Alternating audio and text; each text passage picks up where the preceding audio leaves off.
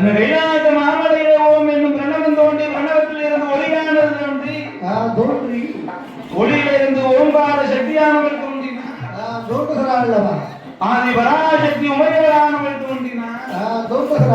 அன்னை உமை ஆதி சக்தியானவள் தோன்றும் வேளையிலே மூன்று மூர்த்திகளை ஒன்று செய்தார். அருண் என்றும் விஷ்ணு என்றும் பிரம்மன் என்று சொல்லக்கூடிய மூன்று மூர்த்திகளை ஒன்று செய்கிறார்கள்.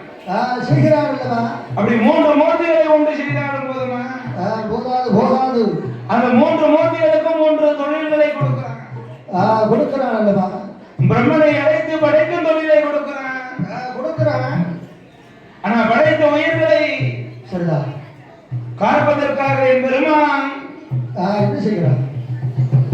உலகில் எப்பொழுதெல்லாம் அதர்மமானது தலை தூக்குகிறதோ, அதர்மத்தை தட்டி தர்மத்தை நிலைநாட்டக்கூடிய பொறுப்பு பெருமான் இடத்திலே கொடுக்கிறார். பொறுப்பு அல்லவா? ஆனா படைத்தல், காத்தல், அழித்தல் என்று மூன்று தொழில்களையும் செய்து வருகிறார்.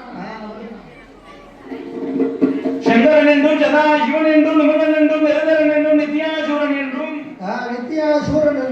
காலகாலன் என்றும் கால சந்திரசூரன் என்றும் அமாதகண்ணன் என்றும் திரிபுரன் என்றும் திகம்பரன் என்றும் மான் மழுகு ருத்ராட்ச மாலை அணிந்து கொண்டிருக்கிறானே இறைவனான ஆண்டவன் சாட்சாதி சிவபெருமான். அப்படி கைலாசத்தில் ஆண்டவன் சக்தியும் சிவனுமாக அமர்ந்து கொண்டிருக்கிறான். ஈசனானவன் அன்னையுமை பார்வதா தேவியை பார்த்து கேட்கிறான். என்ன கேட்கிறான்? தேவி சக்தி பார்வதியே பார்வதியே